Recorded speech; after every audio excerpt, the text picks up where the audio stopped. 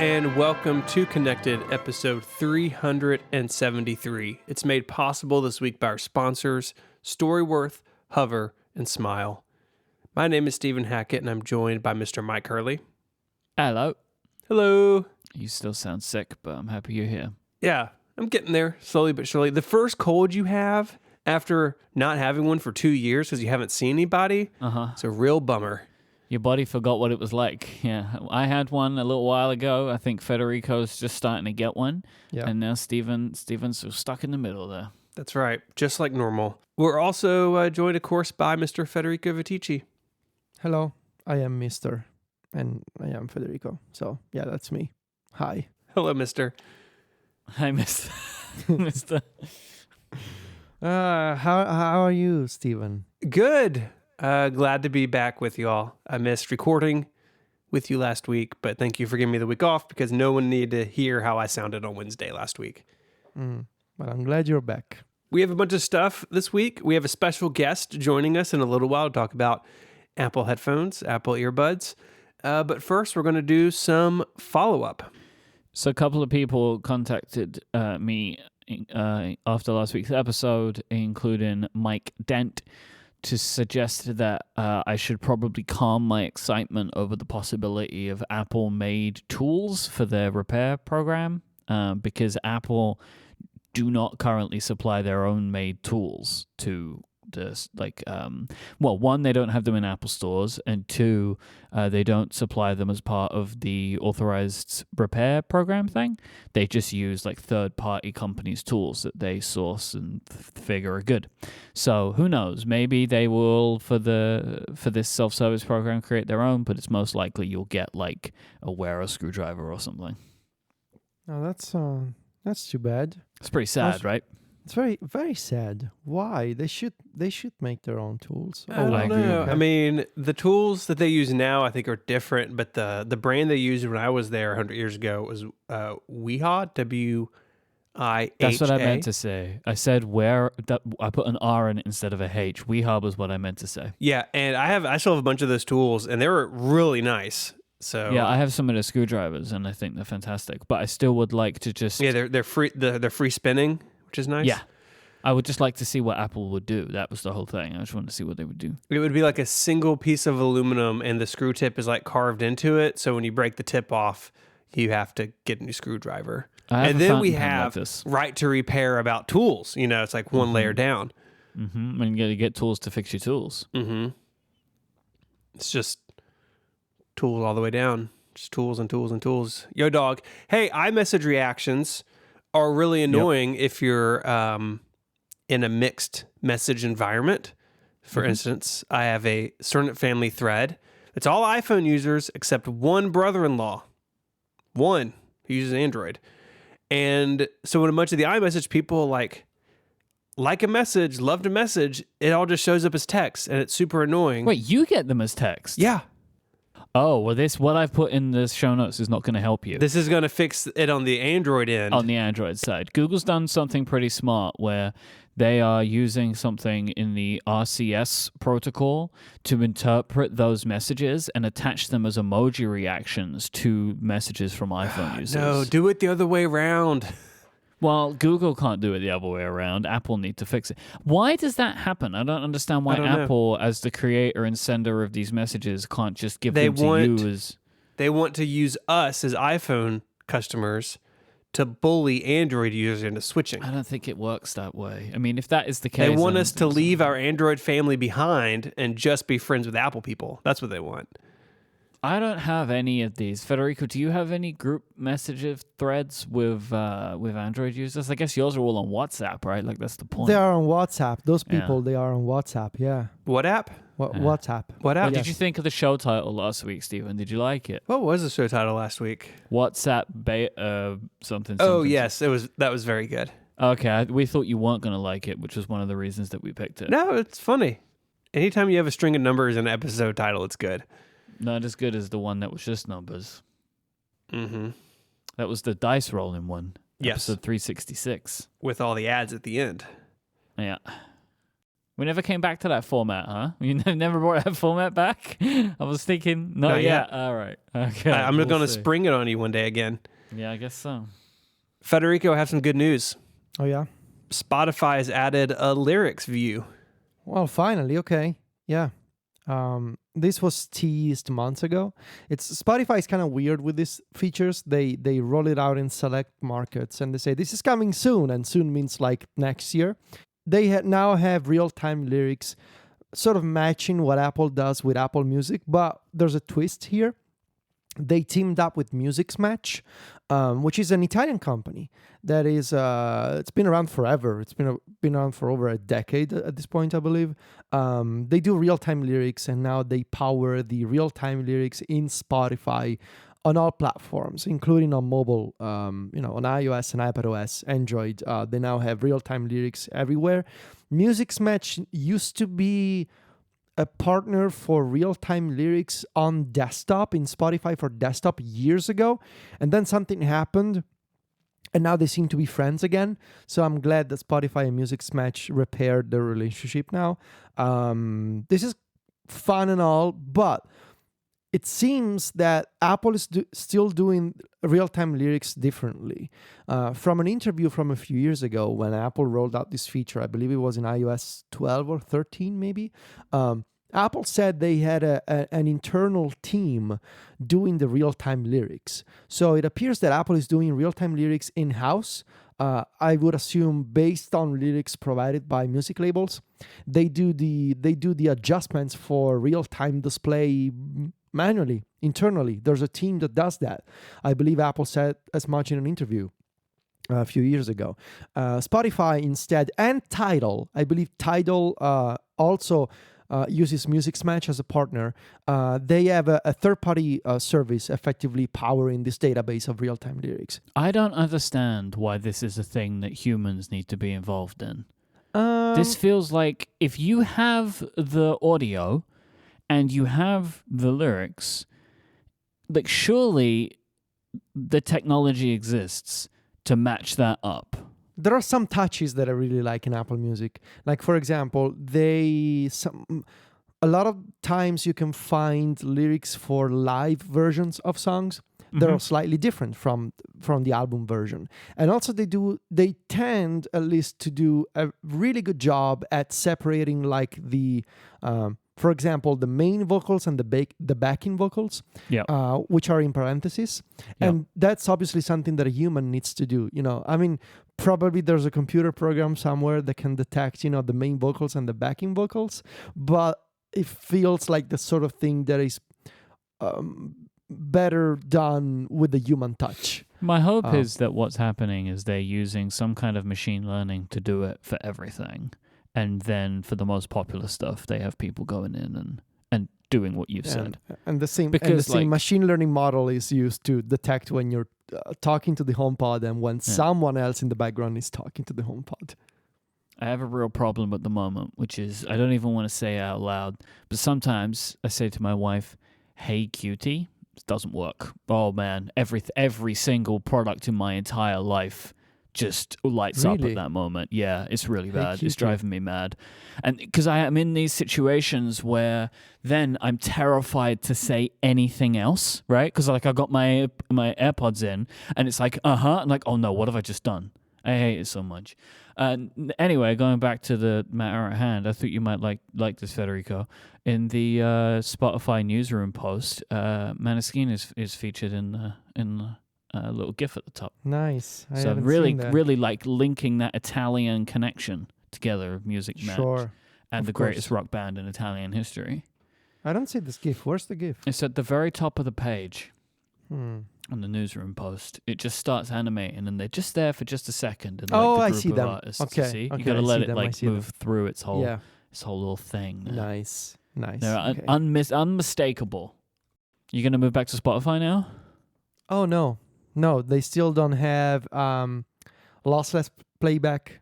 They still don't have that? They announced that before Apple. Yeah, I know. Spotify Hi-Fi, I believe was the name of it. No, I'm not going to move back. I'm not interested. And also, like, I I've been slowly building back up my collection of Apple Music-based shortcuts. Um, I'm I'm I'm working on a major update for MusicBot for 2022, and that's the kind of thing that I will never be able to do with Spotify anyway. So it feels like I did the right thing in trying Spotify for 6 months, really for almost 7 months, to really get a good understanding of why it's better than Apple Music in some respects. But for the kind of work that I do and for the kind of music playback that I like to have, like the kind of options that I like to have, I think I'm better served by Apple Music, even if I do miss some of the discovery from Spotify. Yeah, but what about Tidal though? You teased this last episode. I am running a bit late in my, so I set up Tidal on my Mac already. I still need to try the mobile apps. Basically, what I saw last week was this announcement from Tidal that they have a new model for paying artists, right? So they have announced a couple of things. One that they've already started doing. The other half of their announcement is coming into effect next year, 2022. So Tidal, for now, they have revised their plans. They now have Tidal free. There's a free version now. Now, for context, because this is the kind of thing that I think we all forgot. Tidal is owned by Square. Oh yeah. Oh yeah. Yeah. Well- this is like Pocket is owned by Mozilla. Yeah. What did Jay-Z sold it to them, right? Yes, I believe. Yeah. Yes. So Jack Dorsey now owns Tidal. Yeah, Effectively. I forgot that. This is like Pocket being owned by Mozilla. We tend to forget that information. That one I remember because it comes up more often. Okay. All right. So they have a free version now. Then they're doing Tidal Hi-Fi and Tidal Hi-Fi Plus, I think is the name. So they have two premium tiers, basically. What I like about their announcement is that they are going to basically give out 10% of your subscription as royalties directly to the artists that you listen to. And starting next year, you will even be able to, they have this thing that they're rolling out in 2022 called direct to artist royalty. So basically you will be able to see exactly where your money is going in terms of the actual artists that you listen to. You will get this activity dashboard where you can see all the streams that you've collected for each artist that you listen to and how much money they're making off of your streams. And they also will stop paying out royalties based on aggregated data, which is sort of the industry practice where they aggregate all streams from users. It's very complicated, but basically They're Tidal going to is do saying, it based on actual use rather than... we're going to do it based on actual use. That's pretty cool. Starting next year, you will see exactly where your money is going. So that's pretty cool, I think. So they've reinvented readability, is what you're saying. Except they I'm will not pretty send sure- you. They will not send you a check in the mail. I'm pretty They may. sure this is how YouTube Premium works, Maybe I think so. which is a more modern, actually worked version of this system. There's a 9 to 5 Mac article that I put in the show notes, which is talking about this, and the header image is of when I think it was when Tidal was announced.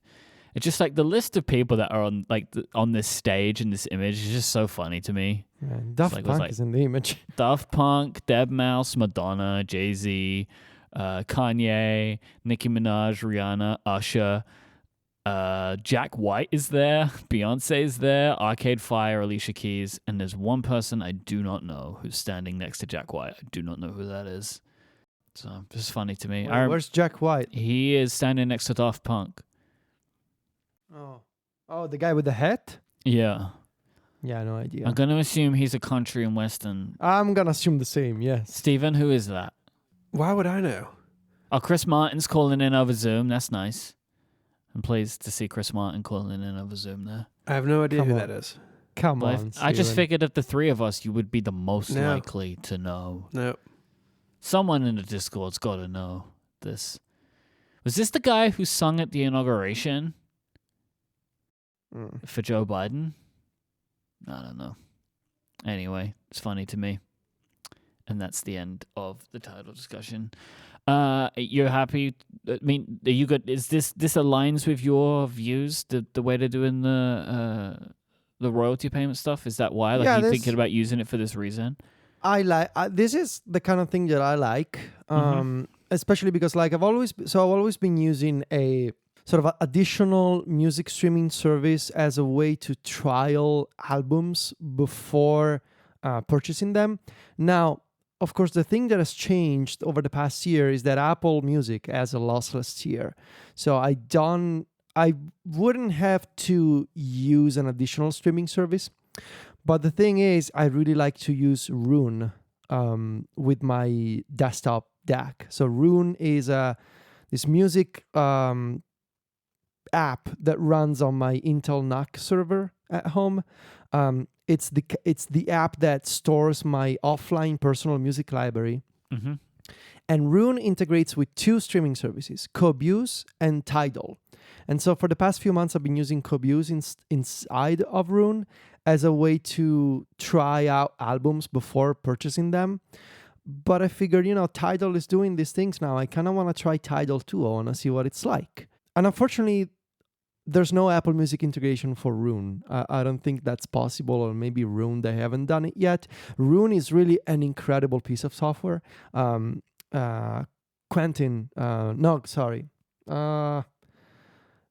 need more coffee today. Quinn Nelson at Snazzy Labs. He did an excellent video. I like Quentin. We should call him Quentin. We should call him Quentin. Quinn did a... Do you agree, Stephen? That's his given name, I think. No, really? I don't know. Wait. Oh, okay. No, come on. Quinn did a video about his... Quinn did a video a while back. I want to say a few months ago, maybe it was 2020. He did like a tour of his music setup. And he talked about Rune. So go check out the video for an explanation of why Rune is excellent. It's really an incredible piece of software if you care about your personal music library. But I wish that it had Apple Music integration, and it doesn't. So that's why I need to use an additional streaming service. Jason Aldean, says Tony in the Discord. He's an American country music singer. So I was right. I was like, half of it was a country and western singer.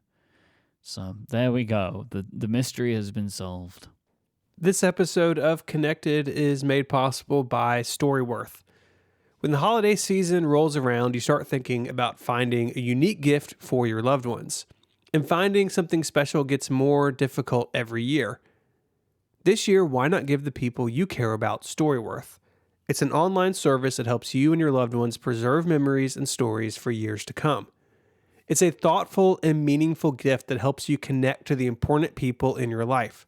Each week, Storyworth emails your relative or friend a thought-provoking question of your choice from their vast library of options.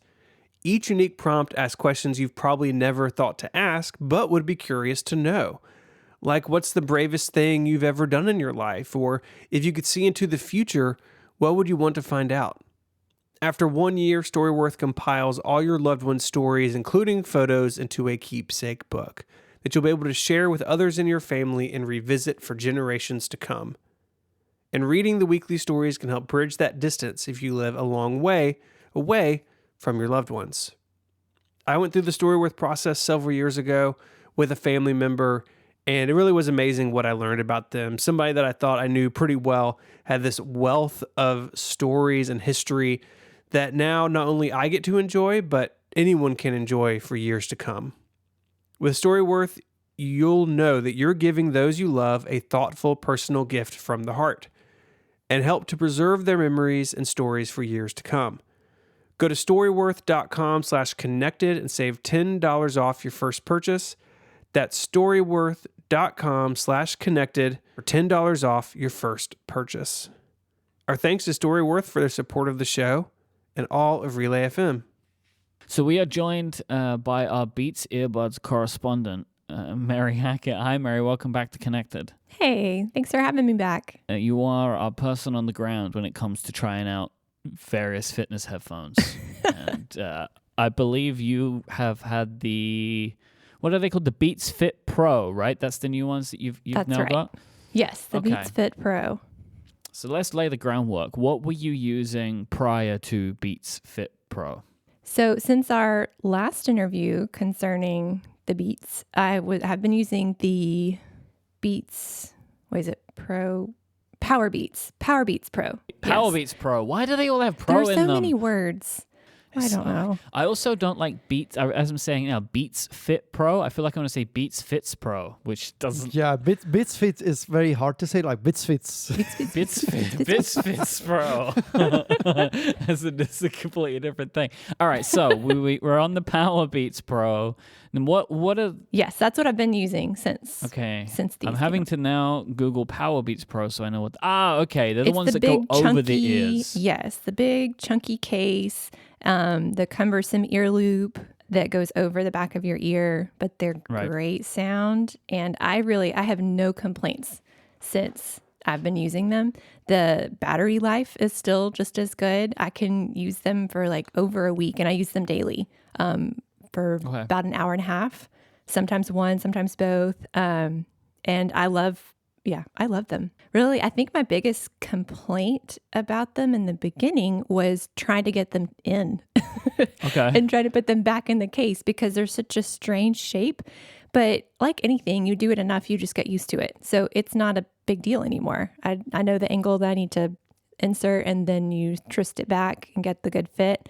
I've been really happy with them, but change is not my favorite. And, but I wanted to do my job. I really wanted to try the newest Beats Fit Pro. So, I did my best. I tried them out and I have some things to say. Okay, because I was going to say, from the way that you described your experiences with the Power Beats Pro, it didn't seem like you were looking for new earbuds. No, I was not. Okay, but your commitment to your role on this show will eclipse all things, Right, including exactly. your own preferences. We appreciate your commitment. No problem. Yeah, I started with a little pro and con list. First, just like the Power Beats Pro, was trying to learn how to fit them in your ear. They have it's not really a loop. It's like a small rubber semicircle, almost like a crescent. Did I call that the wingtip, Federico? Is that what they call that? The wingtip, yes, that's the name of it. Thank you. If we say it's called a wingtip, does that all feel like the way it looks to you? I don't really know. It doesn't I don't know. When you say wingtip, it sounds like something sticking out straight from your ear, which it doesn't do that. It doesn't look like you have wings. Yeah, they don't look like wings at all. They don't look like wings. They don't make you fly. I don't understand why they're called a wingtip. It's very misleading. But it actually tucks under like a fold in your ear. And I don't know. I feel weird talking about my ears on air, but like I was tucking it in the wrong part of my ear for the longest time. And I was like, these are so uncomfortable. Like, and there's just not a good seal. Why are these in like an updated version of what I have? What I have is so much better. And then I actually was doing something in the car and I pushed it further than I thought I should. And I was like, oh, okay. These are pretty good headphones now. They're just like dangling, like they're just merely hanging on. Like, it just is the wrong shape. I don't know why this works for so many people. Why did this be sold? But yeah, so now that I know how to fit it in, it does have good sound. I feel like it's comparable to the Power Beats Pro. The bass that I talked about liking so much better with these versus the Apple ones. Yeah, so the fit is better, but it's just not as secure. Now that I'm used to the loop going behind my ear on the Power Beats Pro, I feel like these, if you're just turning your head, like they're not going to fall out. They're secure in that way because you've got that rubber tip making a good seal. But if you're working out and like pulling on hoodies, taking off overshirts, like it falls out every time. Even if I'm like really trying, the wing tip just really gets in the way. They're not going to hold on as well as the Power Beats would. So it's kind of like if you'd imagine you've got AirPods, these are better. The Beats Fit are better than AirPods for staying in, but Power Beats are going to be better than both of them, right? Correct. Okay. Mm-hmm. Because I guess anything additional to hold on is always better than nothing. But the little wingtip thing, it's not going to be like the Power Beats. It's that whole thing. It's kind of like a hearing aid, right? It's kind of how it looks, the way that it tucks all the way over. It really does. Second thing on my no thanks list is that there's no volume control, and that just bothers me so much. I keep like doing a phantom movement to reach up and touch the button on the top of the where it would be on the Power Beats Pro, and there's just nothing there. I'm like, ah. So then I've got to stop and go to my phone wherever I left it, or my iPad wherever I've left that, playing something, because I don't sit a lot and listen to things. I'm usually moving around the house and even in the car. So I don't like that. I have to be with the device that is streaming the audio all the time. That annoys me. Yeah, I didn't really think about that. So the Power Beats, do they have like actual buttons on them? The Power Beats Pro, yes, there's a button on the top. It's small, but yeah, you can tap one side of it and volume up. The other, it does volume down. Right. And then there's the circle button to stop and start. And the Beats Fit Pro has actually it doesn't even have a button. It just presses in the whole bottom section. There's not a specific button. But anyway, you can stop, but you can't change volume. And if you press and hold, it will change the noise cancellation, let the sound through and get rid of that pressure in your ear. Yep. Which is, again, I mean, like everything, it's what do you want? Do you want to hear noises around you, or do you not want to hear anything and only the music or only what's coming through your headphones? It's like having nothing in your ear. Like I can hear the dog walking down the hallway. Like I can hear her toenails. It's really like you can hear everything if you have that open. Yeah, with the transparency thing. Yes. I think they call it. Was that your first experience? Did you used any of these kinds of earbuds before that had the noise cancellation and transparency mode? I only when I had very briefly used the AirPods Pro. Is that a feature that you value in any way? Like having Not that really. function? Okay. Because if I have my earbuds in, I don't want to hear anything else. Like that, if I wanted to hear what was going on around me, I wouldn't have headphones in. So, yeah. But I don't work in I don't use them in an office space where that could be handy if you have people coming in and out of your area needing your attention. So do you use these mostly for, like, where are you mostly using your earbuds? Is it for exercise and stuff like that? It is. Okay. Usually for exercise, so no one else is around me, and I want to be able to pump up the volume when I need it. Then the other time, so I do use them around the house to listen to audiobook if I'm doing kind of a monotonous task in the house. I don't use them at work because I do have to be fully, that would be pretty rude as a teacher. I do have to be fully present. I'm done with you now. Hold on. Let me get to the end of this podcast and then I'll help you. So I don't use them at work, but so for my purposes, I really don't need the noise cancellation. I kind of wish there was, like the AirPods, there was that middle ground where it's not completely transparent. It's not the complete transparency, but it's like if they sense a voice, then it would open up and you could hear the voice. Am I making that up, or was there like kind of an in between? No, I don't think so. AirPods have transparency mode, which is like you can just choose it, like what you've got in these. But there are some. Federico, do the Sonys have that where it senses that somebody's talking? Yes, and turns it on automatically? Yep. Okay, so there are some that do that though. Yeah, okay. Okay, that's what I'm thinking of. I think would be handy, but I don't need to hear like the wind chimes outside while I'm trying to hear a podcast. You'd and prefer I could. It to be it was more very transparent. More smart about when it's switching between those things. Yeah, that would be nice. That is a good point. That is an interesting feature that I think a lot of earbuds have, but Apple haven't seemed to do that yet. It is just like you just choose. And how do you activate the button? Is it an actual button on the Beats Fit, or is it like a sensor and you have to like tap it? Like, does anything click? It is a button, but it's not. I'm not sure how to describe it. I'm looking at it. It's like it pushes in the bottom portion of your earbud. Huh. There's not a separate button like on the Power Beats Pro where it's round and you Right. push it Okay. in. But you can feel it. I mean, it does give. So this is actually interesting to me because I've forgotten. Federico, you got these too, right? Yes, I got this from a service called the Big Apple Buddy. It's a website. I am not kidding. That I is am not the kidding. worst Context. name. The I know. context, Mary, is you can't get these outside of the US right now. So you cannot purchase this outside of America right now. And I Okay. really wanted to try them. And so I found this website called the Big Apple Buddy, based in New York, it seems. Buddy. Everyone in the Discord thought you said Buddy. body. Yes. Buddy as in Big friend. Apple buddy. Big Apple Buddy.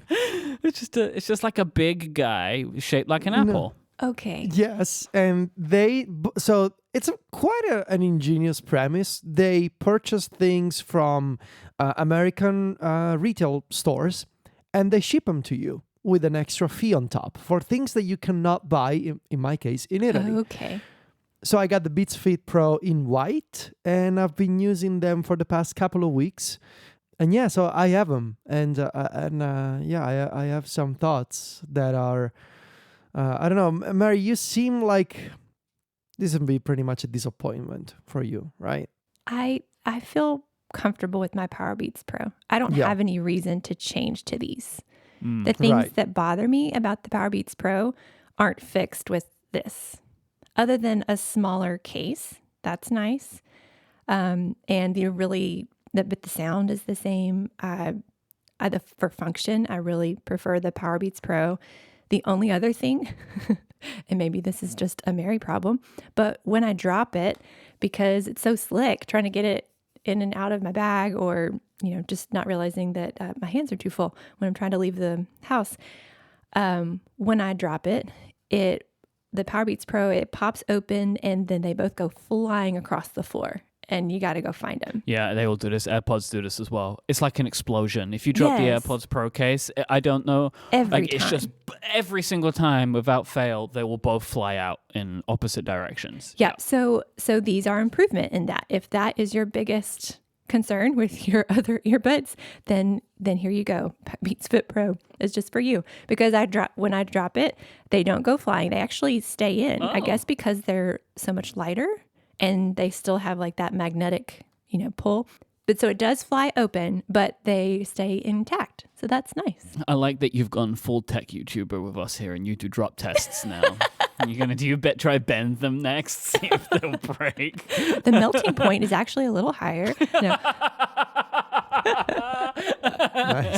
Nice. If you run over them with a car, how do they perform? So, Federico, what have been your experiences? Do your opinions differ to Mary's? I started out and I hated them. Like I concur. got this thing. And it's like, Big Apple Buddy, what have you sent me over here? This sucks. I trusted you. I trusted you, and all my money and the extra fee. Big Apple enemy. And the shipment to Italy. But then I also realized I was putting them in wrong. And It's not just me. You could have spoken up sooner, Federico. Let me sound and feel like a ding dong. there needs to be an ear tutorial, I think, on what to do with the wingtips in your ear. And now I love them. Now I'm in love. Now I'm smitten in love with this Beats Fit Pro. I to the point where, and I'm not kidding, I think I'm selling my AirPods Pro. Wow. For context, always had trouble fitting the AirPods Pro. Like I've changed so many different foam tips. I've tried like 4 different brands of foam tips, and I always have one that is falling out of my ear, the right one. The Beats Fit Pro, I actually prefer the sound. I think they sound better than the AirPods Pro. And they are more comfortable. Now that I know what to do with the wingtip, I find them extremely comfortable for me. They never fall out.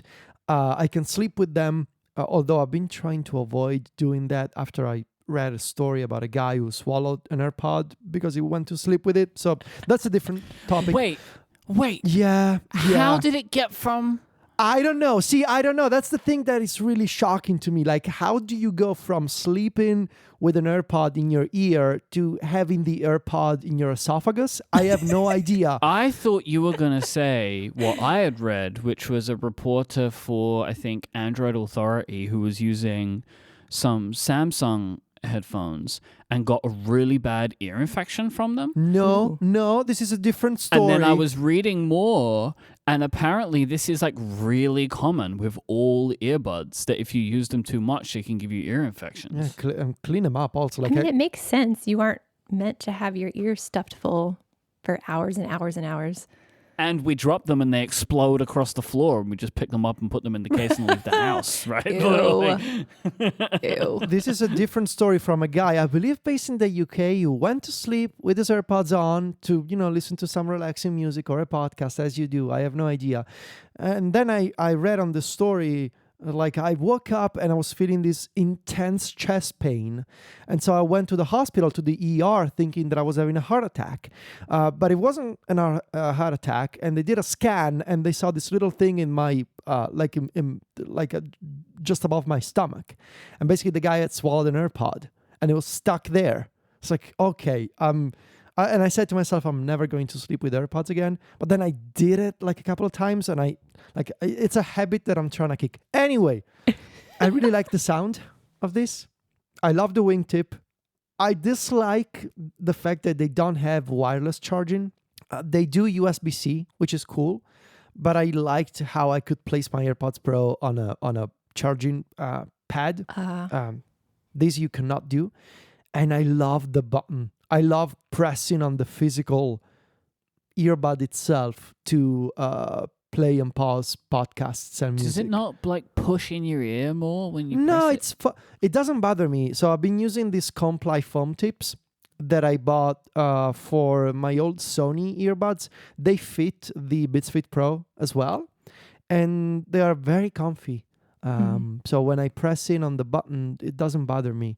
It was bothering me with the default silicone tips when I was pressing. Yes, that same. bothered me. But with the foam ones, it's so much better. So, and I really like how I don't have to like precisely grab the stem of the AirPods Pro, which is, it's not a difficult thing to do, but you still gotta be more careful than just say, okay, I'm just pressing this thing on my ear. And you can do it more casually, like you can do it without, I don't know, it feels more reliable for me. I get that. I didn't realize until I couldn't do it on the Beats Fit Pro that I would actually grab the whole section of the earbud rather than when I was going to pause it, rather than just pushing in on the button on my ear. I would steady it between my index and middle finger and then push, so that I wasn't having that pressure pushing into my ear. And I can't do that on these. So it does bother me too. Maybe I just need to find different tips. Mm-hmm. Yeah, I've really come around to with the AirPods Pro that there's no button. You just squeeze the little thing and like I'm not pushing into my ear. I never liked that with the original AirPods where you had to tap them. Yeah. And like I never enjoyed that like feeling of Like smacking yourself in the head. me trying to control like my audio is interfering with my ear canal in some way. I'm not into that. But what I like is that they are clicky. So you hear the little click when you It press is nice. them.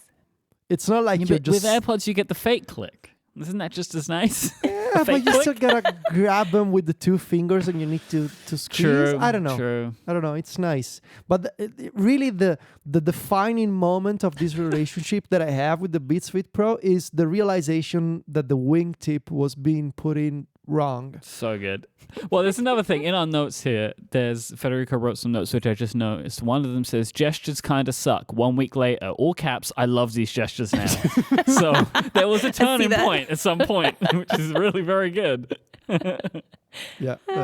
So I really like them, and I think I'm selling my AirPods Pro really easy to sell to people. Of course, I'm gonna clean them up. I have Blue Tack that I always use. Incredible tool material. How would you call Blue Tack? What is Blue Tack? It's the thing. Like I don't know. Like Mary, do you know what Blue Tack is? I don't. Okay, it is like it's the stuff that you put on the back of a poster and fix to Is the it like wall. a paste? Is it like It's like like sticky tack. Yeah, there you go. Yeah. In Europe, I think, and I know in the UK too, it's called blue tack because it's blue. Okay, we have But some. yeah, that's so yellow. yeah, you can use that to get the Federico out of it, which is good. I find it strange that the Apple products that you physically wear on your body seem to depreciate less than iPhones, and I don't understand. Like, that is the absolute inverse. Like, I've been able to sell like Apple Watches and AirPods for like really good prices comparatively to other devices, and I had always just figured those are the things that people wouldn't want to buy because it's either been in my ears or strapped to my body. But hey, Maybe there are less of them because more are nasty, and people are like, oh, That's I'm not going to possible. sell that. Or scratched up. I've scratched 2 watches. And I also think that people want, like, I think for the AirPods, people just want them and they'll take any kind of discount, but still that surprises me. All right, so I'm going to take a poll of the group here then. Mary, what is your plan for Beats Fit Pro? I'm going to sell them. You're going to get rid of them? Yeah, Okay. I'm not going to use them. So back to Power Beats. Mm-hmm. Interesting. Are the Power Beats Pro your favorite workout headphones so far, or are they just the ones you settled on? Like, do you like them more than the X? I think they are. Yeah, I think, yes, because that's the one I had before, right? That Yeah. I had like 3 pair. Yes. Yes, Yeah. because Yeah. of that. They're just not very well made, or something went wrong. I don't know. Yep. But these, 1 pair. And when did we review these? The Power Beats. Let me find out. I'll find that out because I can go. I just listened to the episode, but I can't remember. See. That probably would have been in November of 2020, I think. That was Okay. the last time you were on the show. Oh, no, that was for the iPhone 12 mini. Oh, yeah. Was it November 2019? Yeah. Oh wow. November Okay. 2019 was when you... Yeah, no problems. In 2 years, I'm sold. I'm just going to stick with those. I feel like maybe I should buy a backup pair. Now I'm getting kind of nervous. I was just going to suggest I think you should buy a backup pair because it's been since 2019 and they've not had any more versions of that product and they keep bringing out different things. Yeah. Nervous. Federico, what are you going to do? Are you gonna stick with these, you think? I'm keeping them. Yeah, I think Okay. I'm keeping them. They have all the benefits of AirPods Pro. With they have the same chip, I believe. So when you start up a show on Apple TV, it says, "Hey, do you want to connect to the Beats Fit Pro?" Same with the Mac. Like all the benefits, better sound, better fit for me. So I think I'm keeping these ones, and I'm selling the AirPods Pro. Can I get a little bit more detail on what better sound, like for music? Yes. Okay, because friend of the show, Austin Evans, he likes the Beats X, which is another Beats in-ear headphone, which don't have the wingtips. It's basically like the Beats Fit Pro without the wingtip. And he says he finds the bass to be way better on those than the AirPods. Yeah, I think it's way better. I think it's way better than AirPods Pro. And if I were to get even a little more technical, in my opinion, they have a slightly like warmer sound than AirPods Pro for things like vocals, for example. I know the Myke likes now he's gonna say, "Oh, the mids and the highs." The highs, the mid. I prefer the mids. The crunchy range response. I prefer. It's got better bass and a slightly warmer sound, which I appreciate when I'm listening to, especially like podcasts. Lots of voices because it's a podcast. So I meant to say Beats Studio Buds, by the way, not Beats X. Austin likes the Beats Studio Buds. Oh, the studio. Yes. Which are very much like what you two have been trying, but they don't have the little wingtip on them. I think aside from that, they are effectively the same. I think they also don't have wireless charging. I think that's one of the things for those. Tichi, has Sylvia tried these? Does she like them? Oh yeah, she doesn't like them because of the wingtip. She doesn't. Yeah. Is she she putting them in right? yes. We tried again. We tried after the big realization. We tried again, but no, she's like Steven. She just likes the AirPods too. She's never gonna let them go. Those. So I feel like I'm going to be the only person on this show or related to this show. Oh, I was going to say related to this show who uses AirPods Pro. Adina has 3 pairs, so like she's all set for AirPods Pro. She's the biggest AirPods Pro fan in the universe. She never wants to change. No. Well, it was she lost a pair, and then I bought her a replacement pair. She had 2. She lost a pair. It's like a whole thing. Nobody loves AirPods Pro more than that woman. Well, Mary, we'll look forward to the next time Beats release more headphones. Yes. So we can have you back on the show. Thank you very much for your continued efforts for the Connected podcast.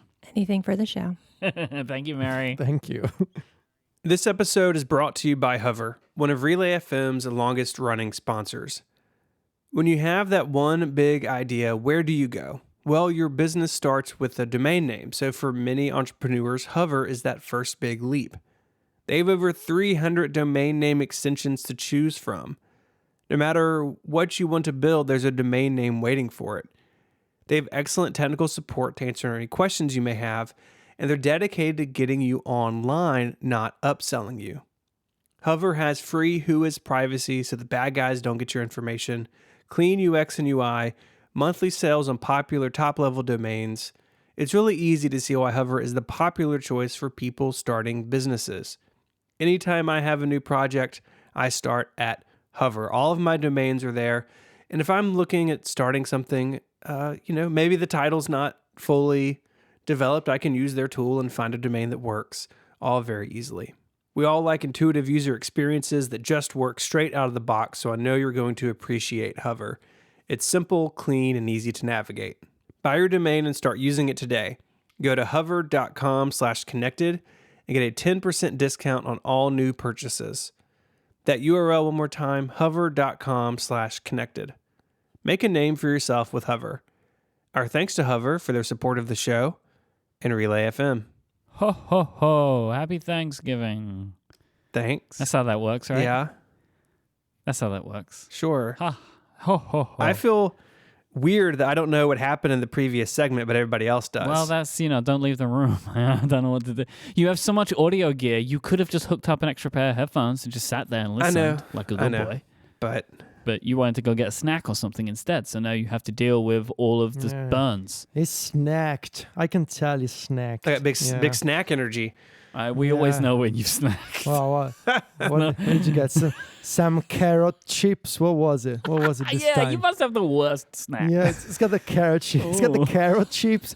It's got the zucchini chips. Add some peanuts. What is dry it? granola. Peanuts, great. And part of an apple. Part?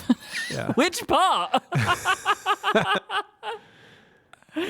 Do you eat just the bottom part of the apple? Like, which part of the apple do you eat? I cut an apple up for one of my kids to have at their lunch, and then I just had a couple slices out of it. Oh, wow. You took the apple from your kids? Wow, from the mouth of your child. Wow. It wasn't in their mouth yet. That's gross. Podcast app reviews. I want to talk about this. Oh, we're not there yet. I've skipped massively down in the document. We're not doing ho ho ho happy Thanksgiving yet. Yeah. See, I was going to fix it, but now it's got to stay in. So No, that's why I said that.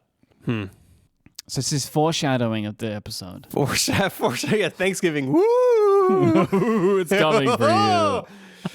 We will have Thanksgiving. Okay.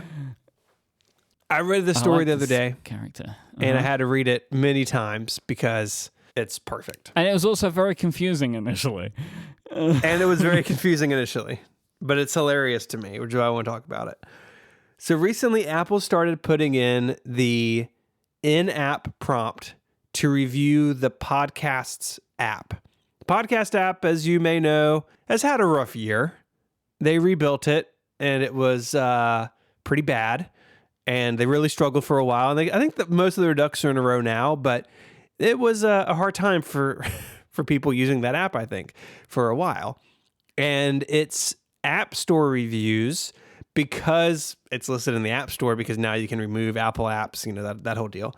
The app reviews were pretty bad. So I guess Apple thought, well, we fixed it now, so let's prompt users to leave reviews and maybe bring that star rating up. The problem with that is people seem to have misunderstood the prompt. And now... Hey, that's an old show. That's an old show. Hey-oh, that was Hey-oh. good. That was speedy. people seem to have misunderstood, and they are leaving reviews for the podcasts they are listening to as app restore reviews for the podcast app itself. Mm-hmm. And it's amazing. Well, here's All the right. question. All right. Did people misunderstand? Or did people understand exactly what was wanted of them? What? I don't think that was as clever as you thought it was. Sure What? it was. What did you say? Did people actually misunderstand what they were being asked to do? Or is this why it was put in there? Oh. Was it put in okay. there so it raises the reviews of the podcast app on the App Store? Thanks to the hard work of podcasters everywhere. Yes. This is the great grand conspiracy theory of this, right? I kind of like it as a conspiracy theory. So what I'm hearing is that we got to go through some of these reviews. Uh-huh. So I just opened the app. I opened all ratings and reviews and sorted by most recent. And you start off with some, for example, user I'm Joe Biden. This is the user's Joe name. Biden? What shows does Joe Biden listen to? The username is I'm Joe Biden. I'm Joe Biden. Brilliant list. I would rather he run the country than leave app reviews. Yeah. Well, one thing at a time. Brilliant listening, entertaining, and enlightening. Okay. 5 stars. Wonderful. 4 out of 5 stars. Wonderful conversations. Then you scroll down and they get a little more specific. Jason Whitlock tells it like it is. 5 stars. I love this podcast. Thank you for doing this. 5 stars. Oh my gosh. The featured review in the US App Store is from about 2 weeks ago. It says, I'm so glad my friend introduced me to this podcast because now I'm hooked. Yeah. That's the feature review. 5 stars. Jason spits fire. Oh. Tammy, 5 stars. You're the best listen here in the UK. Give me a shout out, Warren. My brain whistles. 2 stars. It's a bulleted list. No ads plus free plus Apple equals good. Pop-up review boxes requesting stars for app instead of stars for podcast equals bad move. Apple. Bad move. And then they Apple. talk about how I can't read all this. It's very angry, but lots of things how the app doesn't work for them. This is amazing. There haven't been a lot of these reviews in the UK, is what I'm going to say. Not bad, my friends. 5 stars. Love them all. 5 stars. That's why we're talking about relay shows. I mean, do you want me to read the reviews? 5 stars. 5 stars. 5 stars. Okay, so this review I don't understand. 5 stars. The title of the review is "How dare you," and the text of the review is "You will pay for what you did." But 5 stars? Like, is that an ironic 5 stars? I don't get it. You'll pay for what you did.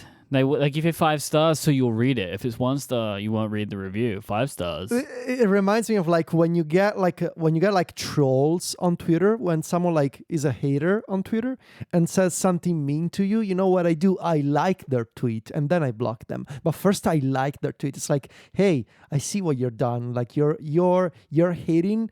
It bounces off of me. Like I am liking your tweet and then I'm gonna block you. But first you gotta see my like. How long do you give before the block though? Because they Couple won't of minutes. See it. They all have notification. like these haters. They all have notifications on, right? Right. Here's what I think we should do. Okay. I think that everyone should go to the App Store and go to your particular podcast player of choice and leave a review of Connected there. So I'm going to review. I listen in Overcast. I'm going to do 5 stars. And I'm going to leave a review about my favorite Apple podcast. All right, hold on. 5 stars. Oh, no, it just said thank you for your feedback. That's Yeah, you got to do write a review. Write a review. Connected Definitely is amazing. Not a host. I think this review is I about like Connected. it when they read the rules. There we go. I found one that I think is about us. I saw this podcast before hitting aisle 300, right before the pink flamingos. I hit play and just said wackadoo and couldn't turn them off. These 3 are an absolute blast and are great at finding gems of an already amazing show. Great job, gents. When you said I couldn't turn them off, I thought you meant like they were trying to. They won't Like, stop. I couldn't stop. I left my review for Overcast, by the way. Cool. Yeah, me too. This is very funny. So let us know where you leave reviews for our show. We'd like to see them. You can also actually leave real reviews for our show in Apple Podcasts. That'd be great. What is our star rating on Connected? Would also be good. I mean, our star rating's good, but like some of the more recent reviews haven't been so good. Why? What have we done? Oh, yeah. People don't like the japes. No, I mean, so I don't do care. you want to hear them? Do you want to hear them? Okay. All right, go for it. Okay, so here's one. It's 2 stars. This is from Orlando. It says, it's okay. And they say... Orlando, what is wrong with you? Okay. I'd recommend sticking to their post-Apple event shows where there's actual news. In recent years, topics have slipped into siloed ping-ponging between apps and features that are useful to podcasting and writing for the web. Often they seem dismissive of features or ignoring of apps outside that narrow wheelhouse. To be fair, Federico seems pretty tempered and thoughtful, which definitely shows in the other podcast app stories. We can see who Orlando doesn't like, can't we? Which, to be fair, I don't write for the web. So it's not, so really, actually, they don't like you, Stephen, because you are a podcaster and a writer. So Orlando doesn't like you. However, post-event shows are fun, though. Great energy and insightful reactions and questions. So what Orlando is saying, if we're to take away anything from Orlando has complicated feelings, I and think. Orlando only wants the Rickies, and only if Federico wins. That's what I've taken away from that. Oh, here we go. I have another. It's 1 star. Oh. From A Smile 11. Hi guys. Hi. They have zero tolerance for other nationalities, especially when they start talking politics. There is a lot of product placement, and then it says something in, I think, Russian. So that's that. No. Here's one. Well, that's what it says. Here's one from it's Rick, but with a 2 in the middle of it. Hey, 40 guys to parade a company for base camp wanting to stay off the woke wagon. I love your Apple content, but grow weary of hearing your views on politics. Create a political podcast and get it all out of your system there. Or be a decent human being. Also If this is supposed to be that outlet, then I apologize, and then we'll just stick with other Relay FM shows. Yeah, Well, at least he's still Yeah. listening. Cool. Okay. Oh, this person doesn't like Federico. He calls Federico a whiner. Oh no. Yeah, that's not nice. Yeah, look, I have opinions, all right? I will just say, Calvin C says, Jape City 5 stars. These silly boys always make me giggle. Calvin gets it. I wonder if that's the one true son. Is that one of the true sons? So we have 4.5 out of 5 stars, but a lot of these ones that are pinned by somebody at Apple who doesn't like us are not very nice. Victor from the Discord said he spelled winner wrong. no, okay. Yes, Whining Victor. from Yes, G no, Druin winner 74. from- At one time, I looked forward to this podcast every week, but I just can't take the constant whining from Federico anymore. If you like hearing someone tell you how stressful their life is while writing for a blog from the beach, this podcast is for you.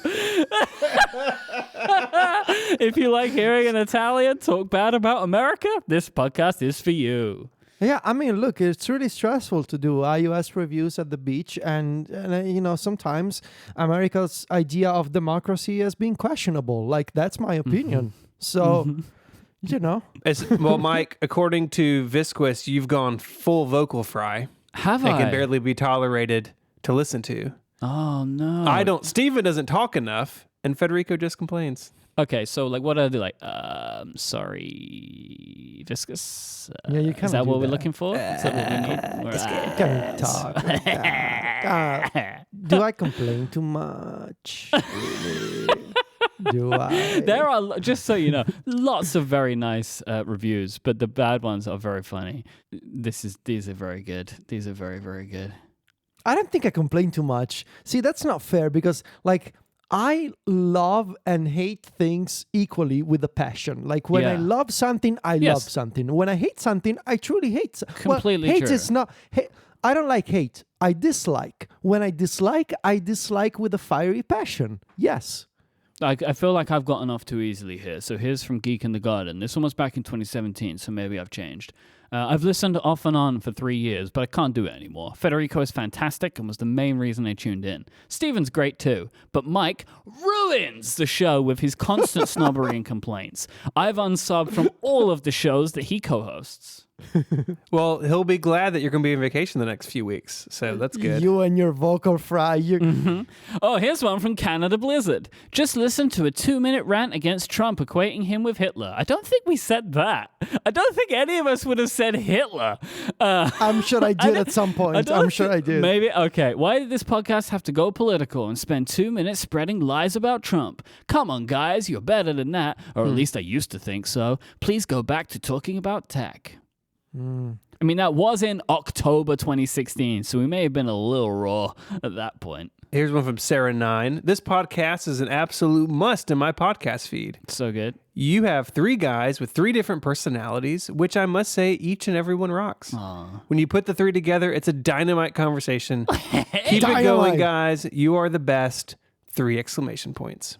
That's so good. I think we need to do something now that I hear a lot on, I'm going to say normie podcasts, like regular people shows, not in like tech Who's shows. the killer? Where they do read the reviews of that they get in a way to like bump up the reviews. So I think we need to start reading reviews because we're having such good fun here. Why would we not do that? So considering... Well, John Him thinks that it's another podcast made by Apple fanboys. Well, that's true. So I don't know what you were expecting, though, really. Would a fanboy have an Intel knock? Huh? Would a fanboy do that? Mm-hmm. I found a really good one. Yeah. Okay.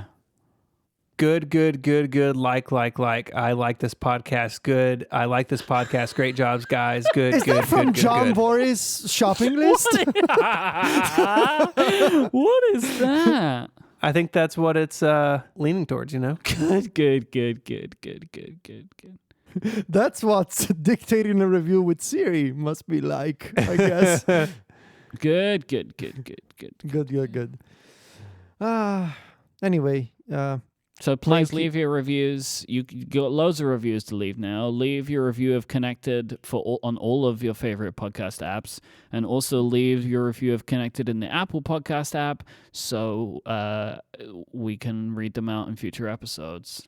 That'd be great. and you and your vocal fry, Mike, you can go on vacation and leave the show. I gotta go rest my voice so the fry will go down. Yeah, okay. So what do we think about the in-app review prompt for reviews? Oh, we're coming back to this discussion. So anyway, the topic. You weren't done, huh? We gotta. Well, no, I didn't know we were going to read our own reviews. What I really wanted to get to was what y'all think about the in-app review request panel. Like, I like that it's standardized, but I mean, how do you feel when you come across one? I leave more reviews because of it, but I only ever leave good ones. I only leave good ratings. I don't think I've ever left like a negative review on the internet for anything. Every time I open a cool new app in the App Store, they quote you because you cover them on Mac Stories. So you're all over the App Store already. That's true. Yeah, that's true. Yeah, that's me. I know. Federico Vitici said. I know. It's always the first one too. It's like you and Gruber and Renee Ritchie. It's because I have a big personality. That's why. It's the passion that does it. Do they ever write when he whines, though? Do you ever see those? As hated by. As hated by Federico. I think that would have an audience. Maybe not as big an audience, but an audience, you know? So James has said before, I think me and James have actually had this conversation before. Yeah, we have had this conversation before. And I want to tell you what I suggested to him, and he should implement it. So James is saying... the in-app review is awful because there's never a good time to show it and you can't guarantee it will appear or not. And I made a recommendation to James, right? See if you guys agree with this recommendation. So, like, I think James's problem is, when do you show the thing for a calculator app, right? Like, when is a good time to jump in the calculation? And what I said to him is, if somebody does a calculation multiplied by 12 or 52 and the number's really high, that means somebody just calculated a very good salary. And then you should say, what do you think of this app? Right? So like someone Maybe you calculate how much money you're losing. maybe, but I think it's more like, right, so let's imagine you do like something multiplied by 12 and it's like over 100,000, then just like, what do you think of this app? Like at that point, oh man, I love it. It just told me I'm rolling in it, you know? So Yeah. Or if it's over 1 million, a prompt comes up and says, "Are you interested in acquiring PCalc?" See? Or yes, or if you roll a D20 in Dice by PCalc, that's when you gotta ask, like, hey, you know, you rolled a 20. Yeah, I believe Apple has some like recommendations around this in their documentation, and basically their ideal is that you call this basically once a user has quote demonstrated engagement within your app. So you want some time to go by. If one of these comes up the second you open the app for the first time, like you're not going to get anything good. They also say to not interrupt the user when they're performing time-sensitive or stressful tasks, and not to be a pest. So allow at least a week or two between rating requests. If I had an app that asked every 2 weeks, I would find that to be pestering. That seems aggressive. How do you define pest? Well, at least every 1 or 2 weeks, according to Apple. I mean, but it's like, don't be a pest. Like, it's interesting to me. Like, Don't be a pest in bold letters.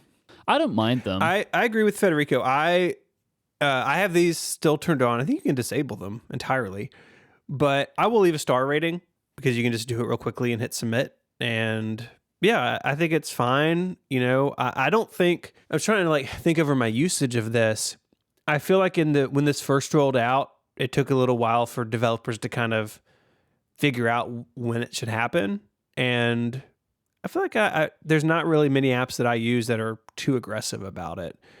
Craft used to do like their own panel, and especially on the Mac app, I feel like, and it would come up. A lot of apps do this. But because you can still do your own, right? And my favorite / least favorite is the methodology where a panel comes up and it says, are you enjoying the app? Yes or no?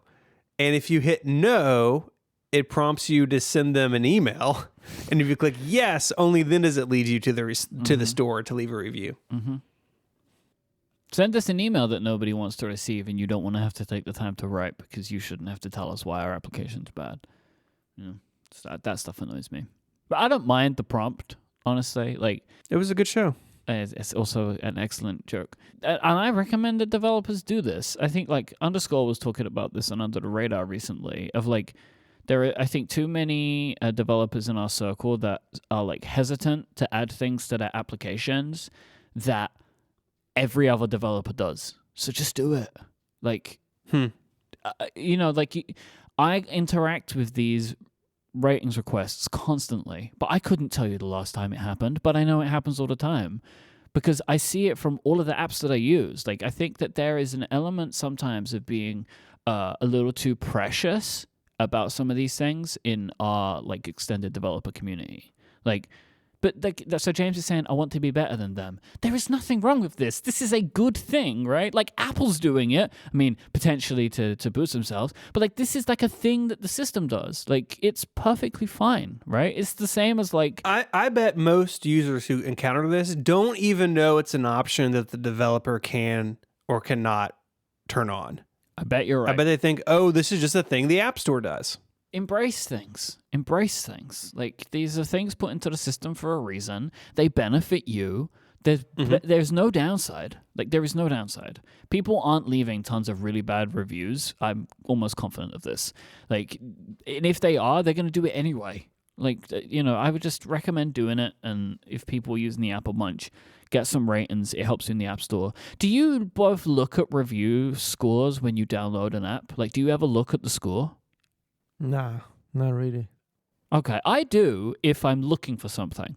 Like, so if I'm like searching the App Store for a type of application, and like, and I haven't gone there to like, oh, let me go find Tweetbot. Like, I'm not checking their rating. But like, if I'm going, like, if I was, for example, is that an example? It was like Twitter app, and I didn't know about any. I would look at them and see if the one is rated really, really highly with loads of reviews. I would check that one out first. Like, that's a.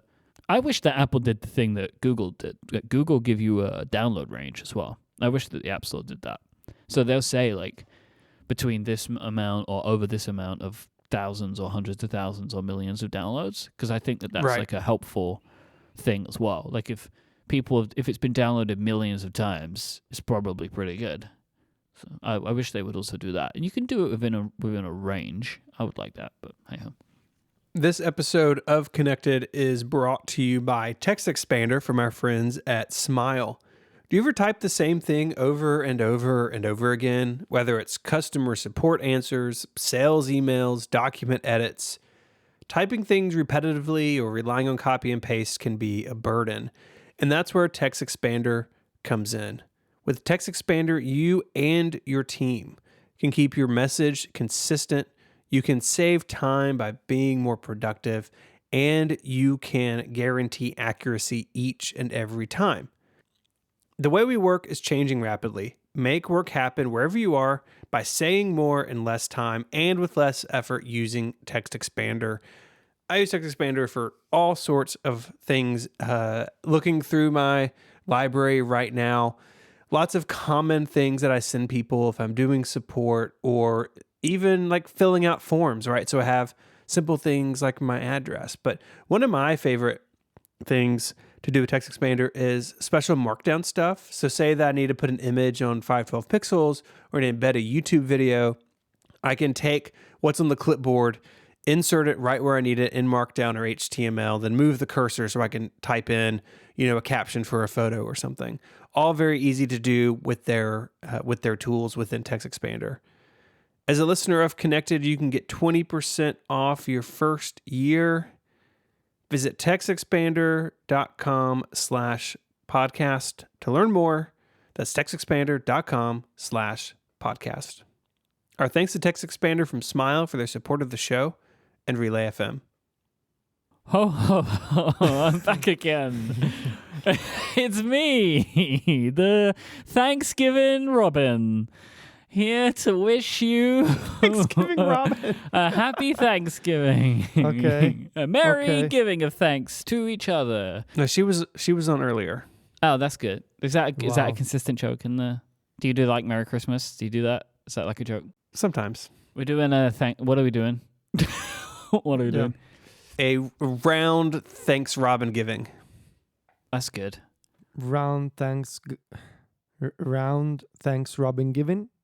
Mm-hmm. Thanks Robin giving. Thanks, Robin. Thanks Robin giving. Round robin of things. Things that we are thankful for, not things that we are thankful for. No, wait, But what? also that too. Things that we are thankful for. That's what my brain immediately wanted to say. Thanks that we are thankful for? Things that we are thankful for. Thanks. Thanks. Yeah, thankful for. Thanks. Please don't review the show based on this episode No. or this segment. The rest of the episode was good. This segment has been a disaster so far. Okay. Well, let's start. Let's warm some hearts and change people's minds. Wait, who goes first? Should we do the thing? Oh. Should we do the thing? Yeah. All right. Yep. You gotta do the What thing. are we doing? Are we doing dice roll or heads tails? Knockout competition? Three dice. Three-headed dice. Three-headed dice. Didn't we realize there is no such thing? Yeah, we So he did. may have added one by now. I'm gonna leave a 2-star review until a 3-sided dice shows up. Start with 3 stars and reduce it every week until I'm it leaving a bad appears. review if it doesn't exist. So are we rolling a 4-sided dice? He said there is a D3. Okay. Well, I see 2, 4, 6, 8, 10, 12, Who 20, do we 100. appreciate? So what? James I don't know Thompson. what you're asking me for. Do 4, and we'll just ignore 4. So tap the 3 dots. Okay, I got it. D3. we have to pick who's who. Which ones? all right. So I'll be 1. Mike, you'll be 2nd. Federico will be 3rd. Okay, I'm 3. I'm not No, entirely actually, sure how no. this. No, I want to be the number 4. But that isn't helpful because I've only got a 3-sided dice. Oh, now you got the 3. Okay. Yeah. Then I'll be 3. Okay. All right. So who's 1, 2, 3? Me, you, Federico. Yeah. All right. So this is who's going first, right? Yeah. Yes. 2. So that's Mike. All right. I So lost. now we've got to decide who goes second. So we should do the old coin toss for that one. Okay. That's right. So All who's right. going to go heads and tails?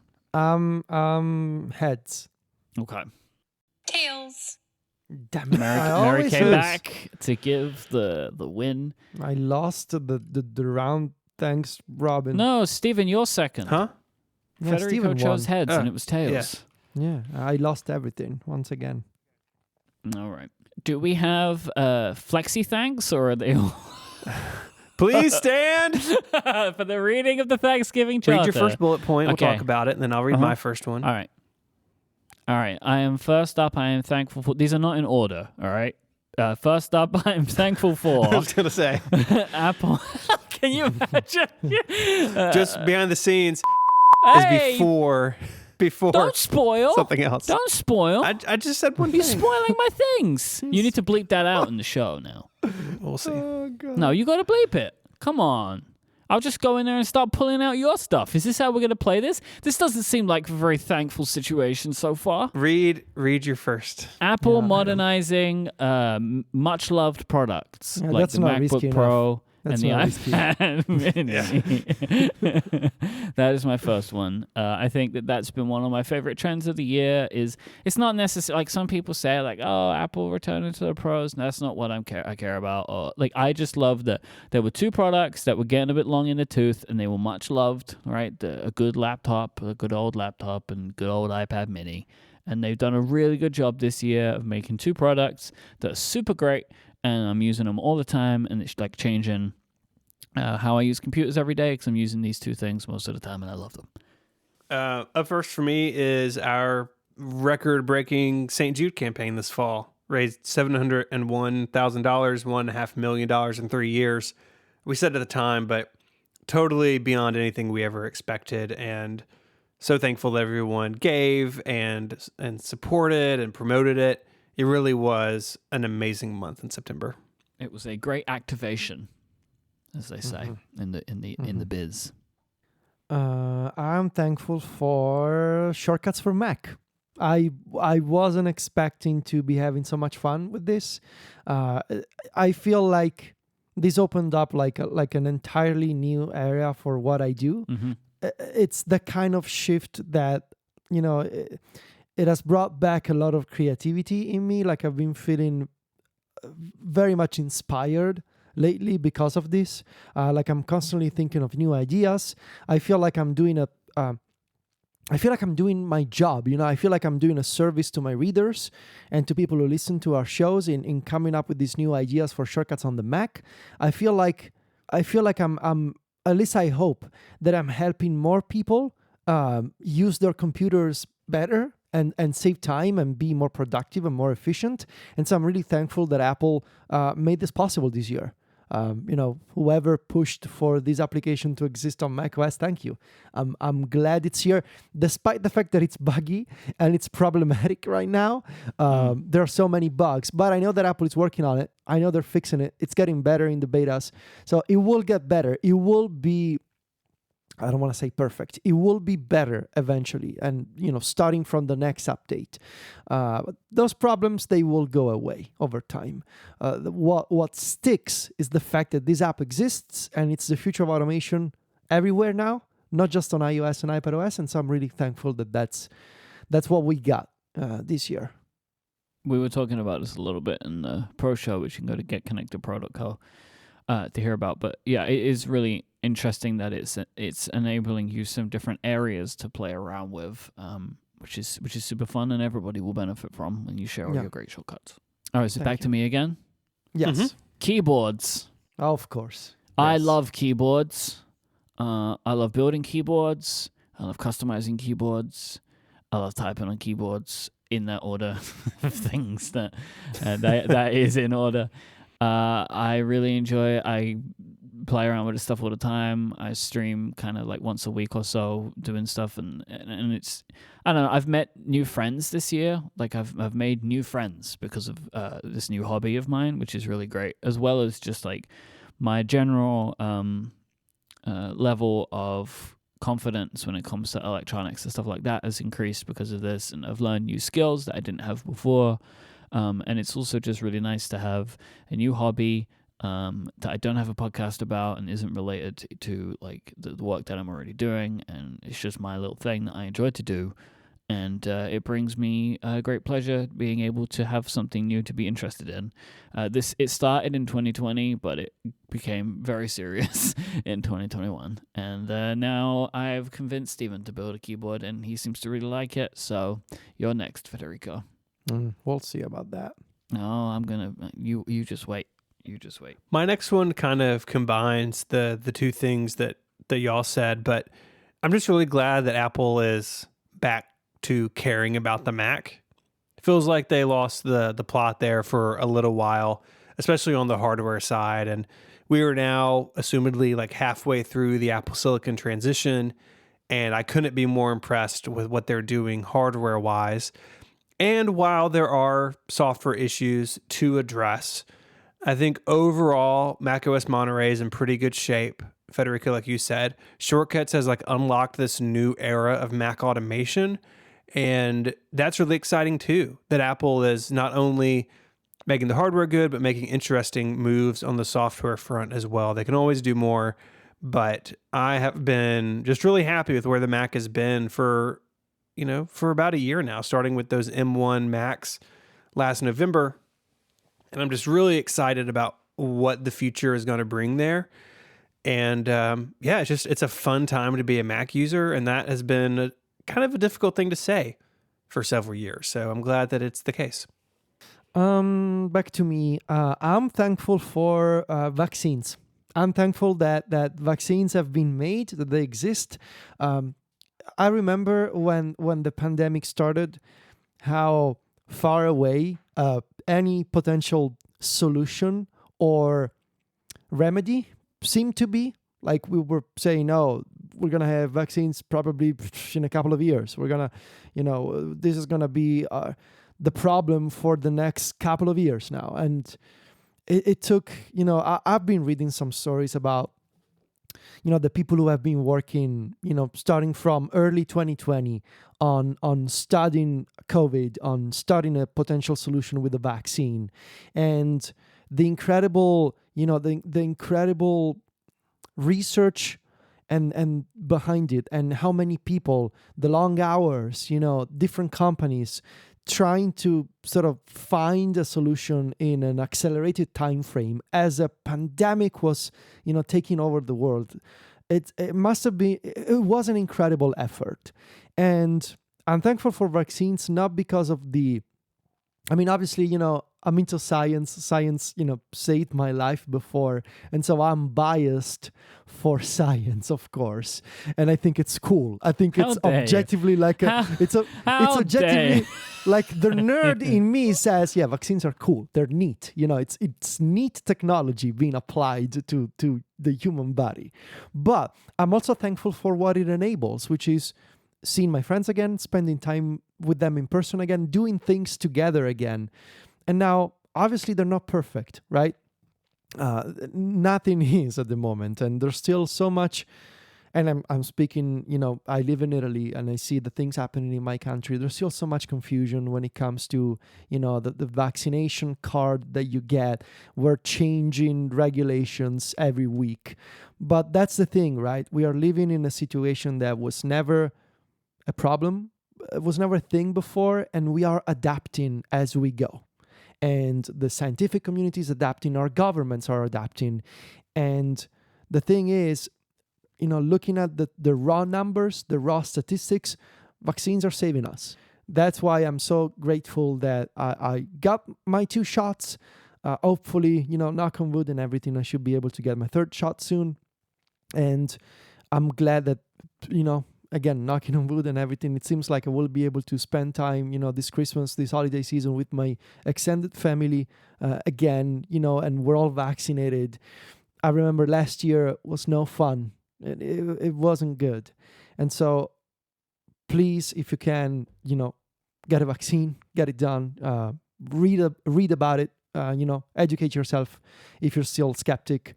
But yeah, I'm thankful that this is possible now, and it'll only get even better as more and more research is going into this field.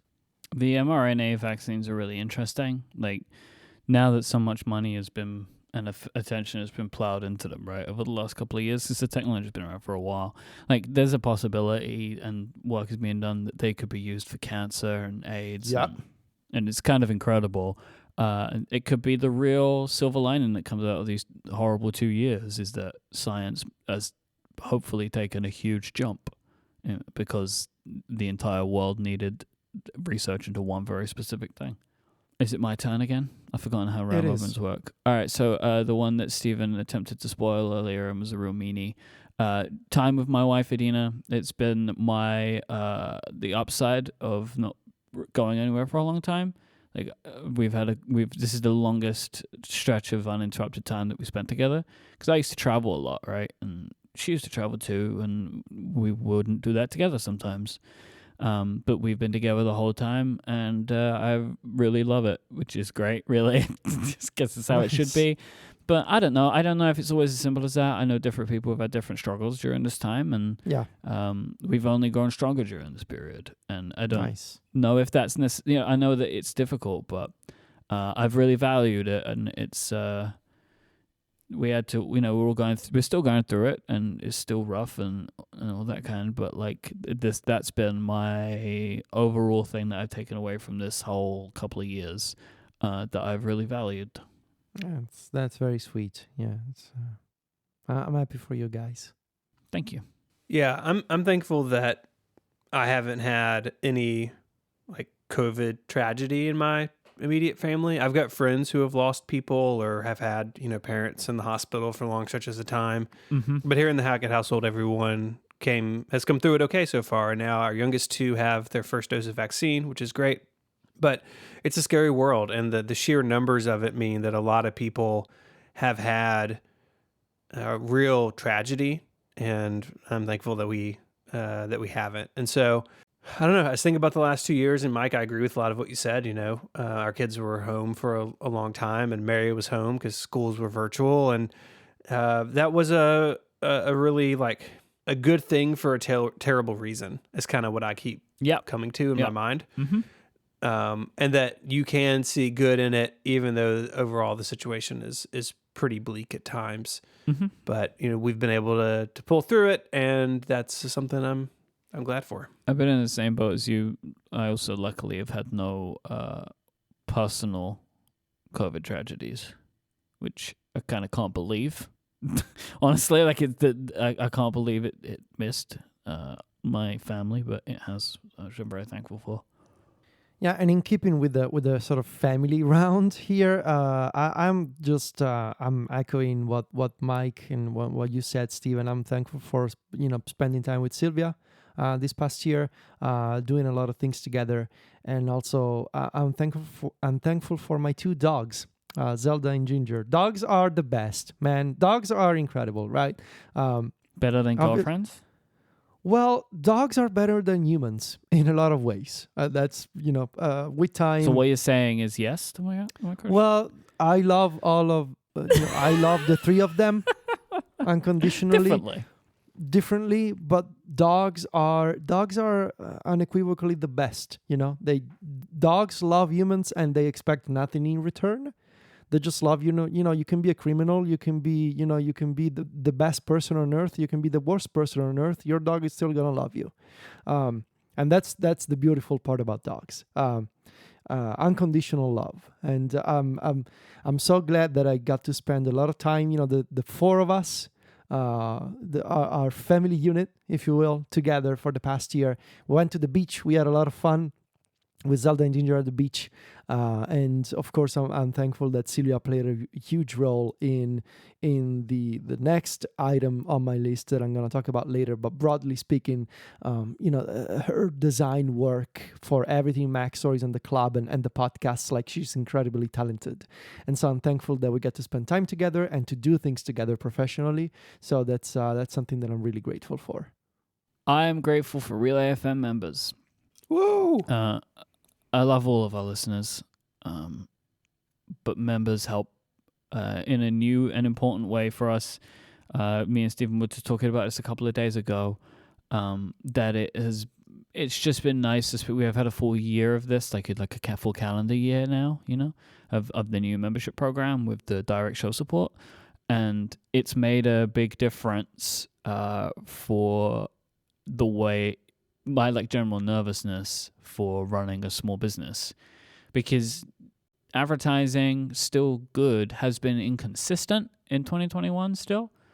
which is not, I don't think is a surprise.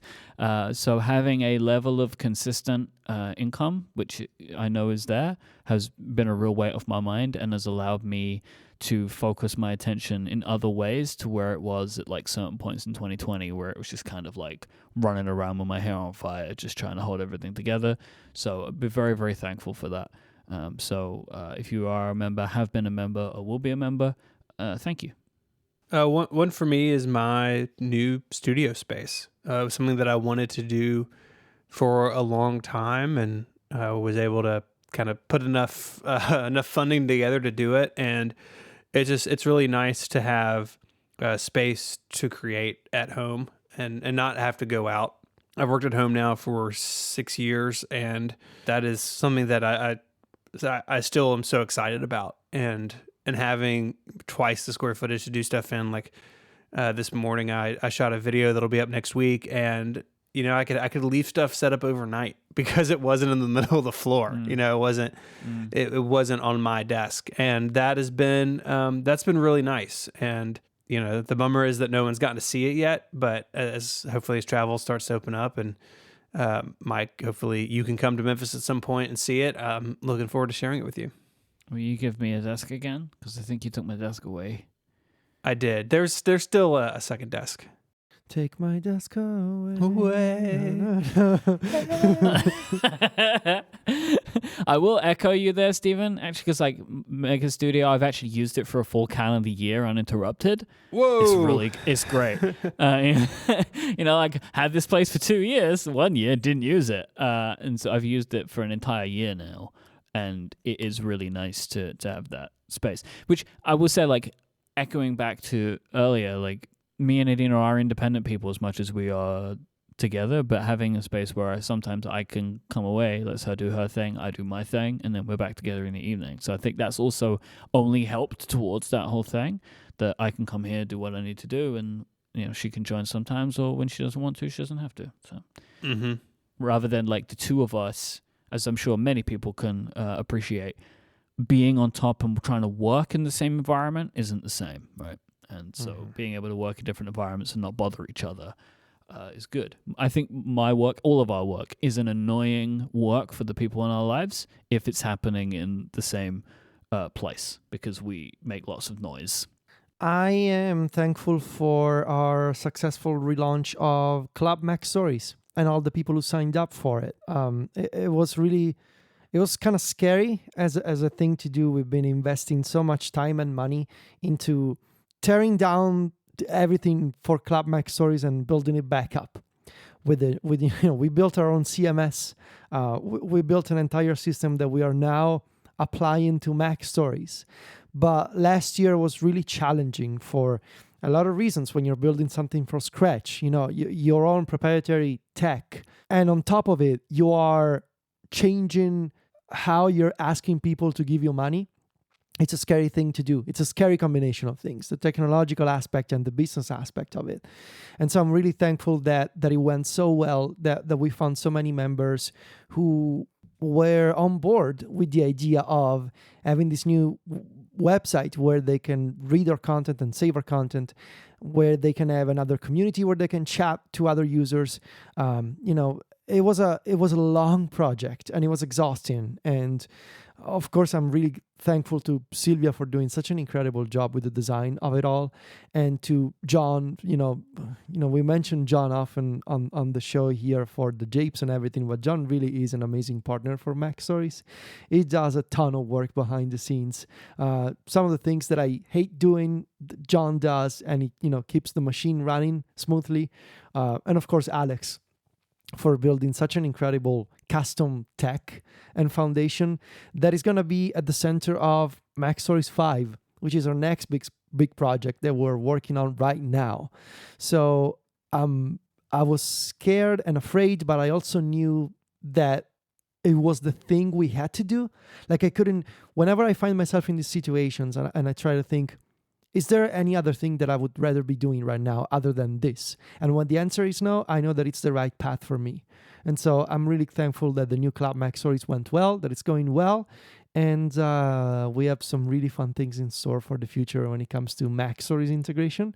So yeah, I'm glad that that's done and that it's been done well. And finally, I am thankful for my incredibly successful Ricky year. Racked up multiple Ricky wins. Okay. Was the consolidated champion for the vast majority of the year. Was just like a real, just absolute barnstormer of success from me. And I'm very thankful for my own brain and my own courage. You are literally thanking yourself. I'm thanking myself for how good I am. Wow. Nobody else is going to do it.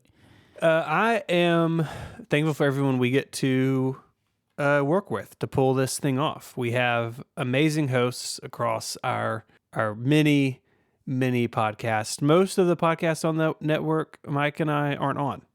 We work with a bunch of people who make amazing things week in and week out, and who are then willing to put them under the Relay FM banner.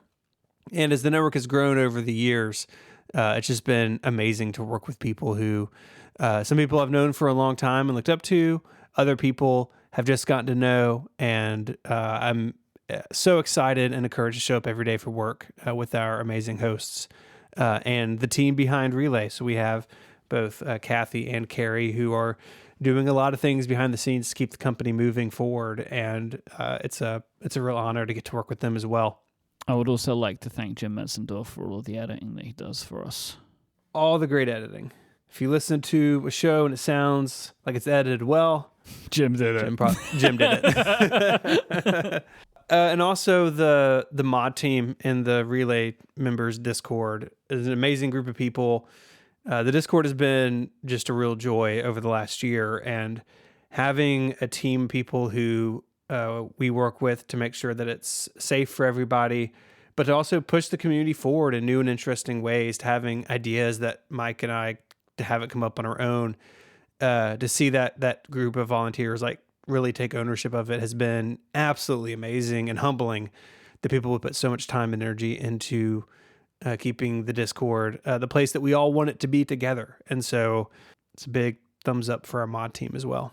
Yeah, the Discord is a lot of fun, and I'm sure Federico will agree for the Mac Stories Discord too, but it's also a lot of work. Like, it takes time and effort to build a community that's enjoyable to be a part of, and Stephen and I are definitely not the people that put the work in on that. So we have a very kind group of people that help us out. And lastly, I'm thankful for, I put in this list, good headphones, lossless music, and music in general. Like, I'm thankful for, we got some really great music in 2021, and especially in the past month, between, some artists that I love, from Adele. Of course, Adele's new album is just incredible. Yeah. Hey, follow up, that Adele album's good.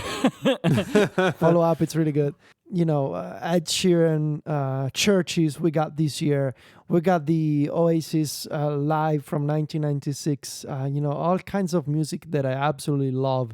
Silk Sonic. I'm in love with the Silk Sonic album. And I'm thankful for, for this hobby that I have, having good audio equipment, having, multiple choices when it comes to headphones, and, being able to sit down, whenever I want, enjoy some music with really good headphones. It's something that brings me joy. And so I'm thankful for music, like for the fact that we, despite all the problems, with the pandemic and the lockdowns, I'm thankful for the fact that some of my favorite artists were still able to produce some incredible music. Maybe because of the problems, right? Maybe because of that. Yeah, I think you're right. And so the fact that I have new music and that I can enjoy that music with headphones that I love, it's something that makes me happy. So to close out this list, thankful for music and the songs we're singing. Thanks Yes. for all the joy they're bringing. Who can live without it? Stephen, anytime you want to take over. Okay. I just want to see how long you were going to go. I ask in all honesty, what would life be without a song or a dance? What are we? So I say thank you for the music. for giving it to me. This is the official song of Round Thanksgiving, Robin. If you want to find links to the stuff we spoke about, head on over to our website, relay.fm/connected/373. While you're there, you can get in touch via email with feedback or follow-up. You can also become a member of Connected Pro, and get longer ad-free versions of the show each and every single week. You can find us all online. You can find Myke on Twitter as IMYKE. Myke, anything you want to plug this week? No. Cool. I'm going away, man. This is my last thing for vacation. I ain't thinking about nothing. I'm thinking about... I was trying to drag it along so you can't leave yet. Nothing. You can find Federico on Twitter as Viticci, VITICCI. He's the editor-in-chief of MacStories.net. Federico, what's coming up over there? I'm working on this shortcut for Safari reading list that I mentioned in the pre-show, and Mac Stories Selects are coming up. Our annual awards for the best apps are coming up very, very soon. I'm finalizing my sections. All the winners have been selected. The awards are being produced as we speak. They are being printed, whatever the process is called. I have no idea. Forged. They are being forged at the moment in America. So, it's made in the USA. Made in the USA, yes. And Gonna have eagles on the back. Yeah, we have some changes this year. I'm very excited about it. We have new art as well. So they're gonna be amazing. So Is this gonna be like Mac Stories Select Award 2021, like in brackets, Or see. new Mac Stories Select Award. You'll see. It looks amazing. Of course, it's all thanks to Sylvia. So, yeah, that's coming up very soon. Not in November, but very soon. December, then. Well, we'll see. Yes, it's December. I try to be cagey about it, and I failed. I want to be mysterious and... Yeah, it's December, right? It's December. Can you guess? Just guess. Yeah, it's next month, okay? But it's before Christmas, so, Okay. Quite soon. Soon, but not yet. Soon, but not Someone yet. used to say. Mm-hmm. Yeah. You can find me on Twitter at ISMH. I host a bunch of other shows here on Relay FM and I write at 512pixels.net. I have a new video coming to the 512 YouTube channel next week about a feature in macOS Monterey that I found that has been untouched since the classic macOS. It's a lot of fun. Well, we're breaking some news here? Mm-hmm. Oh, yeah. Awesome. Can't wait. A thing that's 30 years old is still around. Expose. Exactly the same. You can, like I said, you can join, you can follow us, you can send us feedback. Oh, you should rate the show in Apple Podcasts. Mm-hmm. Just go do that. We'd really appreciate it. I have a podcast that I'm listening to right now, and it's Talking Sopranos. It's really good if you like Sopranos. And they do their credits at the end, and every single time one of the hosts calls it Apple Music, subscribe to us in Apple Music, and every time I laugh. Every single time they say it, and every single time I laugh. They're You like, should send them an email. just go to Stitcher, Spotify, Apple Music, and every single time. I was like, no, has nobody told him? Like, which I just find funny. No one's told him. That's rough. I'd like to thank our sponsors, Storyworth, Hover, and Smile. Thank you to our members. And until next time, guys, say goodbye. Arrivederci. Cheerio. Bye, y'all.